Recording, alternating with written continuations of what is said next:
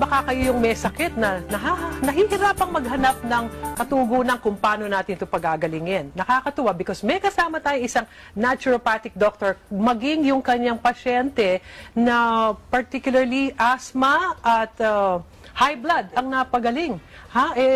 Usapin natin sila because may ginamit silang magnesium. Pag-usapan nun natin, ano bang benefits na magnesium?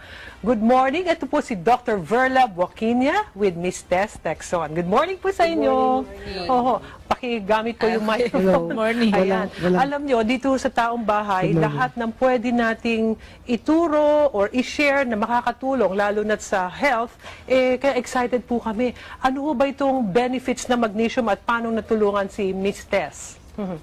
Marami ang benefits ng magnesium. Ang isa doon, yung high blood, yung diabetes. Kasi ang magnesium kasi, siya yung, actually, ang work ng magnesium is more on cellular level. So, siya yung susi, parang siyang tagabukas doon sa cells natin, na kung papasok yung mga nutrients, pag sapat yung magnesium natin, bubukas yung cells, papasok doon sa cells ang nutrients. Pero pag kulang yung magnesium natin, hindi mabukas. So, walang papasok na nutrients or minerals or enzymes na papasok sa cells natin. So, yun yung dahilan bakit tayo nagkaroon ng sakit. So, ano kasi parang domino effect yan eh. Domino effect. So once may magnesium deficiency siya. Naririnig natin lagi, doctor, yung magnesium. Pero itong magnesium na binabanggit nyo, ginamitan ng nanotechnology. Opo. Which means, pagka may nanotechnology, paano ho siyang ginagamit? Ang magnesium is, according sa yung recent na research, is more effective siya pag gagamitin siya transdermal or sa skin lang kaysa iinumin. Kasi ang iniinom kasi, hindi siya masyadong na-absorb sa blood. So, pumupunta lang siya, natatapon lang siya, so sayang. Pag sa skin kasi, papasok na kaagad siya sa skin kasi sa cell kasi ang work ng magnesium. So, papasok kaagad siya doon. And then, mag-work na siya.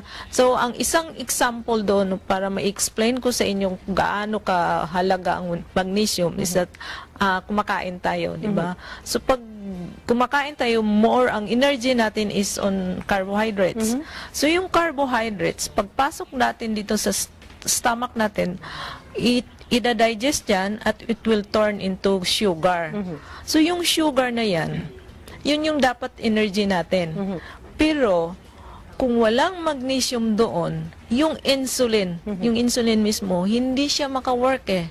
Hindi siya maka-work, hindi niya ma-retrieve yung sugar doon sa blood para ipasok doon sa cells at magiging energy kung wala yung magnesium. So, ang nangyayari doon, ang nare-retain yung sugar doon sa blood natin. So, yun yung sinabi na mataas yung blood sugar mo. So, nagkaroon ka na ng diabetes. In short, yung mga may diabetes, yung may hypertension, o yung mga, sabi nga, may asthma, katulad ni Miss Tess, siguro sa kanya na natin itanong kasi kung minsan yung mga explanation ng doktor, sorry po, hindi ganong mag-gets nung ating mga kataong bahay unless may makita silang testimonial na katulad nung ibabanggit sa atin ni Miss Tess. Good morning po sa inyo. Meron po kayong hypertension, sabi nyo, and asthma. Ano ang ginawa nyo sa magnesium? Paano hong nagkaroon ng effect sa inyo? Mula nung ginamit ko siya, binababad ko siya everyday, napapansin ko, yun nga, laging normal ang BP ko. Usually kasi lagi siyang fluctuating siya tataas, bababa. So, naging normal siya sa 120, 130. And then, prolong using ito, araw-araw ako nagbababad sa paa.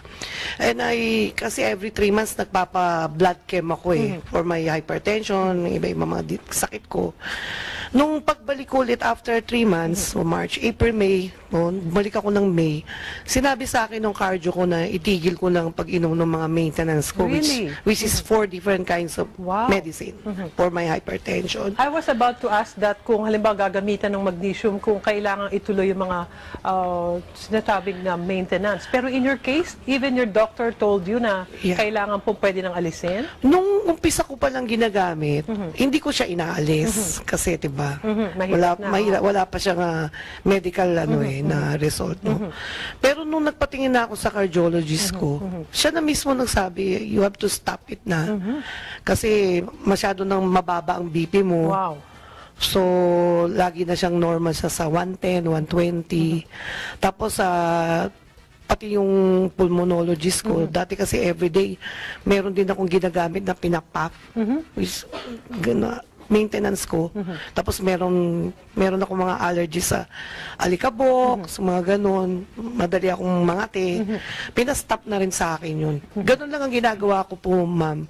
Everyday, nagbababad ako ng paa ko sa tubig. Yung pagbababad ng paa, actually, kung siguro mapakita ko, no, yung magnesium in liquid form, ito po yun.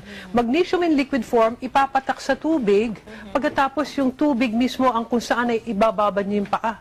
Yan ho ba yung ginawa niyo po mismo? Yes po, lukewarm water. Okay, so yung itong magnesium na ginamitan ng nanotechnology, yung may binabanggit kayo kanina, Doctor, na yung magnesium deficiency, yan yung parang roots kung bakit nagkakasakit ang mga tao. Tama po? Opo, tama. So by using this, ipapatak lang sa tubig.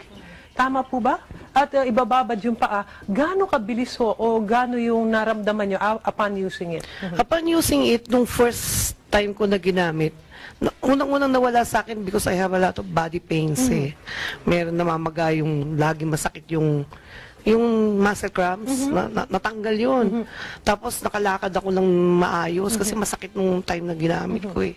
Tapos nung gabi, ang sarap ng tulog ko kasi may pagka-insomnia na rin eh. Dati, pag at my age, every morning eh, 3 o'clock, 4 o'clock, nagigising ako to go to the restroom. Hindi na ako nakakatulog niyan. Pero dito talagang... You may or you may not answer yung age. Yeah, I will not, of course. Ganun po. Pero what's important is you're healthy. You're healthy because of itong ang magnesium. Pwede bang makita yung consistency? Ito, sabi nyo, in liquid form. So ito, hindi iniinom. Hindi. Definitely. Ito Hindi yung mga siya. katambahay na baka Topical lang takot kayong siya. uminom ng mga tablets or in liquid form. Ito ay, ganito ho ba yan? Yan. Ayun, titignan ko lang. Tapos, ito ho mismo, gaano kadami yung ipinapatak sa tubig? Ang estimated lang kasi ang tubig kasi nagdedepende doon sa container na ginagamit nyo. Kung halimbawa malaki yung container, so maraming talagang patak ng magnesium ilagay nyo. Pero kung maliit lang yung container na ginagamit nyo, so konti lang yung patak. Importante ho, parehong paa. Dalawang pa. Dalawang paa ang ibababad. Pagkatapos, for everyday use ito, and eventually, malalaman nyo na yung effect niya. 30 minutes, mga 30 minutes ang babad niya. Okay. Hot or cold? Lukewarm. Lukewarm. For as long as nakababad siya for 30 minutes, yun ang gusto nating Absorb na mahintay. siya. Dito si Miss Texon, sinasabi niya yung naramdaman niya. And I'm sure you're grateful kaya nandito kayo para sabihin yung effects nitong magnesium. Mga kataong bahay, itong magnesium na ito, na natutuhan natin itong benefits nito.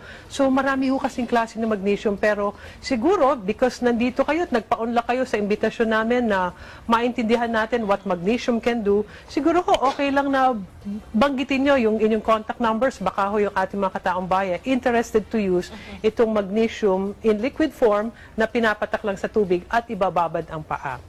Thank you very much po at I'm sure maraming mga matutulungan, lalo na yung mga kababayan natin na naghahanap ng lunas dun sa kanilang mga sakit-sakit. Yung body pains, naku, baka meron yan. Maraming mga kataong bahay natin, mga sumasakit na yan. Pero ito, pwedeng basta sa mukha, pwede rin. Anywhere. Parang gusto mo magiging maganda yung mukha, pwede may facial mask for 30 minutes. So habang nagbababad ang paa nyo dun sa magnesium, mag-facial mask din kayo, 30 minutes din. So kailangan pala ng magnesium. Thank you very much, Dr. Boquinia, and of course, Ms. Tess Texon. At sana yung mga kataong bahay natin ay matulungan with the use of magnesium. Maraming salamat po at babalik po ang taong bahay. Diyan lamang po kayo.